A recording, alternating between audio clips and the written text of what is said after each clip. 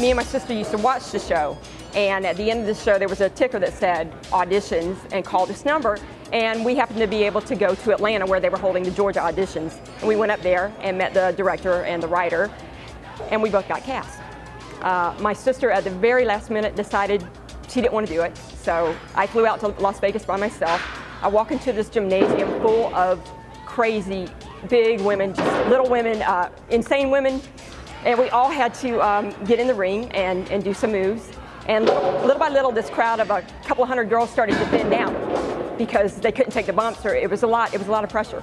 We're going after the devil mosquito. Devil, devil, devil! One bite from it, finished. Well, now, I had a burrito last week, and it did the same thing.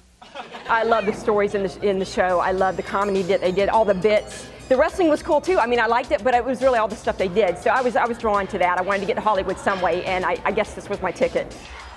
The ref barely able to disarm dementia of her acts. It's a souvenir of her days as a hack writer.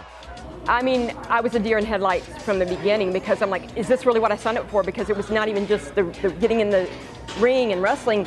It was all the marketing stuff, which I didn't know anything about, you know, so then we'd be doing that at night. Your day started at 7 and didn't end until 10, 11 at night. A lot of the struggles that we went through to get a match that was very difficult completed and that you thought wasn't going to work out, and then we got in the ring and worked through it together and made it work, where before it fell flat. The director didn't like it. So that was always an accomplishment. So now when I have something that's bogging me down, I don't just throw it away and give up. I work harder at it, and sometimes it comes out even better than the original ideal. So always just pushing through. Glow taught me that.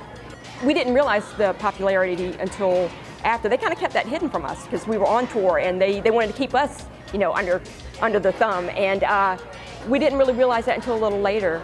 But now, for sure, you hear people said that your stories inspired me. Just watching you on Saturday night or Saturday morning, that's all I waited for all week. So you know, we gave somebody a little bit of hope or smile that afternoon watching the show.